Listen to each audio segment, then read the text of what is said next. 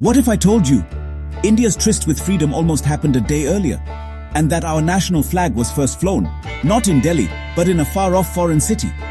Every August 15th, millions watch the Prime Minister hoist the tricolour at the Red Fort.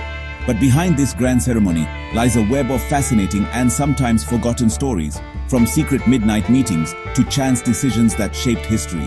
We all know the headlines: India got independence in 1947.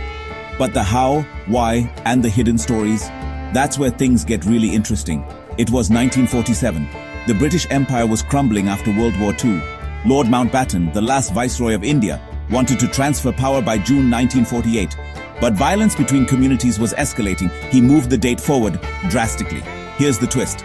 Mountbatten originally chose August 15th because it was the second anniversary of Japan's surrender in World War II. For him, it was symbolic. For India, it became destiny. Before 1947, the tricolour we know today was still evolving. In fact, the first time it was hoisted on foreign soil was in 1907, in Stuttgart, Germany, by Madame Bikaji Kama. Her version had Vande Mataram written across it, and it was a bold declaration to the world that India was not a British possession. On August 14, 1947, just before midnight, India's leaders gathered in Parliament for the Tryst with Destiny speech by Jawaharlal Nehru. But here's something few remember. Pakistan had already celebrated its independence the previous day. This meant the stroke of midnight was not just a new dawn. It was a moment that split one country into two. Independence wasn't just about a handful of leaders. There were revolutionaries like Khudiram Bose, who was just 18 when executed, and Matangini Hazra, who marched with the flag at 73 and kept going even after being shot.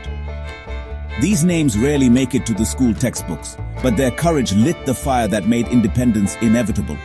While India rejoiced, the partition brought one of the largest migrations in human history. Around 14 million people crossed borders and nearly 1 million lost their lives. It's a reminder that freedom came with both celebration and sorrow. Every August 15th, when we see the flag rise, we're not just honoring the day India became free. We're honoring decades of sacrifice, bold choices, and chance moments that could have gone another way. The date wasn't ours to choose. The design of the flag and constitution took years to finalize. That's why our first Republic Day was celebrated in 1950, and the freedom we gained came with a cost we still feel today. If you learned something new today, hit that subscribe button and tell me in the comments which Independence Day story surprised you the most. Because the history of everyday things is never as ordinary as it seems.